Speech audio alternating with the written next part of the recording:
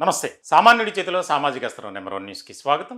నేను రవీంద్ర. జనసేన ఇప్పుడు ఈ పార్టీ కేవలం ఆంధ్రప్రదేశ్‌లో మాత్రమే కాదు, దేశవ్యాప్తంగా ఈ పార్టీపై ఒక చర్చ జరుగుతుంది. దానికి ప్రధానమైనటువంటి కారణం ఏంటంటే, దేశవ్యాప్తంగా పార్టీని విస్తరింపచేయాలి. కార్యకలాపాలు ఏదైతే పార్టీకి సంబంధించినటువంటి విధి విధానాలు కానీ కార్యక్రమాలు ఉన్నాయో వాటిని మరింతగా ముందుకు తీసుకువెళ్ళాలి. దీనికి సంబంధించి ఒక ప్రత్యేకమైనటువంటి కార్యాచరణతో సేనాని పవన్ కళ్యాణ్ అడుగులు వేస్తున్నారు అని చెప్పడంలో ఎలాంటి సందేహం లేదు. ఇక్కడ ఒక ముఖ్యమైనటువంటి అంశం ఏంటంటే, 2024 ఎన్నికల నాటికి జనసేన ఎంత బలంగా ఉందో దానికి సంబంధించి ఎన్నికలు జరిగిన తర్వాత, ఫలితాలు వచ్చిన తర్వాత కీలకమైనటువంటి ఒక రాజకీయ వ్యవస్థగా మారింది జనసేన. ఇట్లాంటి క్రమంలో పార్టీపై అనేక రకాలుగా విమర్శలు, ఆరోపణలు, అవినీతికి సంబంధించి, అక్రమాలకు సంబంధించి, వేధింపులకు సంబంధించి అన్నీ కూడా జరుగుతూనే ఉన్నాయి. అయినప్పటికీ ఏదైతే మన పార్టీలో ఉన్నటువంటి విధానం కానీ, నినాదం కానీ,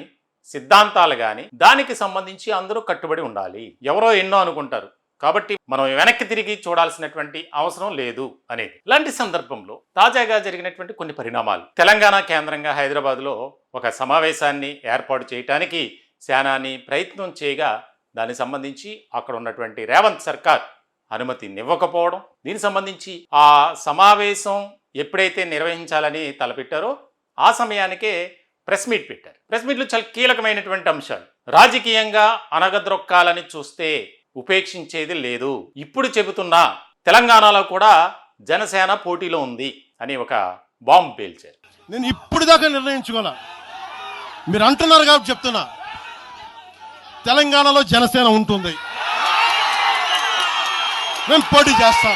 ఇట్లాంటి క్రమంలో తాజాగా ఢిల్లీలో ఆయా రాష్ట్రాలకు సంబంధించి జనసేనలో చేరినటువంటి వారితో కీలకమైనటువంటి సమావేశం. అంటే దేశ రాజకీయాల్లో జాతీయ స్థాయిలో మేము కూడా ఉన్నాం, నేషనల్ పాలిటిక్స్లో జనసేన అన్నట్లుగా అక్కడ సమావేశాన్ని ఏర్పాటు చేసి, ఆ సమావేశంలో కూడా జాతీయ ఉద్యమం గురించి, దానికి సంబంధించి పార్టీ ఏ రకంగా ముందుకు వెళ్ళాలి అనే దాని మీద దిశానిర్దేశం చేశారు. ఇలాంటి క్రమంలో మహారాష్ట్ర కావచ్చు, కేరళ కావచ్చు, ఇట్లా కొన్ని రాష్ట్రాల్లో జనసేన ఇప్పటికే తన కార్యకలాపాలు ప్రారంభించింది. ఇటువంటి నేపథ్యంలో రాబోయే కాలంలో జనసేన నేషనల్ పాలిటిక్స్, జాతీయ స్థాయిలో రాజకీయాలు చేయటానికి ఒక ప్రత్యేకమైనటువంటి వ్యూహంతో వెళ్ళబోతుంది. దీనికి సంబంధించి ఏదైతే పునాది ఉందో, 2 తెలుగు రాష్ట్రాల్లో జనసేన బలంగా ఉంది అంటే ఉంది.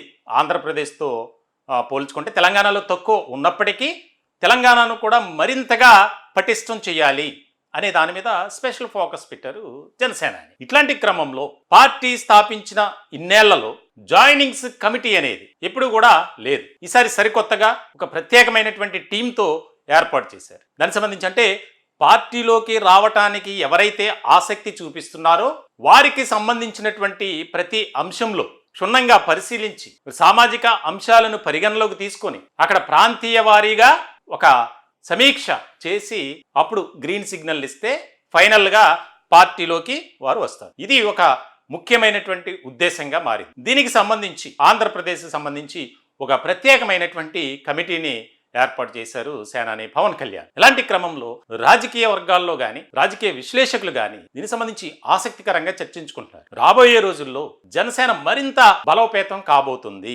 దీనికి సంబంధించి పవన్ కళ్యాణ్ తీసుకునేటువంటి నిర్ణయాలు కానీ, ఆయన విధి విధానాలు కానీ, ఆయన నినాదం కానీ, ఆయన విధానం కానీ అన్నీ కూడా ఇక్కడ జనసేన క్యాడర్ తప్పకుండా పాటిస్తూ ముందుకు వెళ్ళడానికి ఒక ప్రత్యేకమైనటువంటి వారధి సారథిలాగా ఏర్పాటు చేసుకుంటున్నారు అనేది స్పష్టమవుతుంది. ఇలాంటి సందర్భంలో జనసేన పార్టీలో చేరికల సమన్వయానికి జాయినింగ్స్ కమిటీ 14 మంది సభ్యులతో ఆంధ్రప్రదేశ్ కమిటీ ఏర్పాటు, త్వరలో తెలంగాణ కమిటీ. జనసేన పార్టీలో చేరేందుకు ఆసక్తి కనబరుస్తున్న ఇతర పార్టీల నేతలు, విద్యావంతులు, సామాజికవేత్తలు, తటస్థులను పార్టీలోకి ఆహ్వానించేందుకు ప్రత్యేకంగా జాయినింగ్స్ కమిటీని నియమించాం. 14 మంది సభ్యులతో కూడిన ఈ కమిటీ ఆంధ్రప్రదేశ్ రాష్ట్రానికి చెందిన వారి చేరికలను సమన్వయం చేస్తుంది. కమిటీ సభ్యులు బొలిశెట్టి శ్రీనివాస్ ఎమ్మెల్యే, వంశీకృష్ణ శ్రీనివాస్ ఎమ్మెల్యే, పంతం నానాజీ ఎమ్మెల్యే, లింగమనేని రమేష్ ఎంపీ, తాజాగా ఆయన రాజ్యసభకు ఎంపికైనటువంటి పరిస్థితి, ఆయన కూడా ఈ కమిటీలో వేశారు. బాలినేని శ్రీనివాసరెడ్డి మాజీ మంత్రి, కిలారి రోసయ్య మాజీ ఎమ్మెల్యే, సామినేని ఉదయభాను మాజీ ఎమ్మెల్యే, కుటికలపూడి చిన్నబాబు సీనియర్ నేత,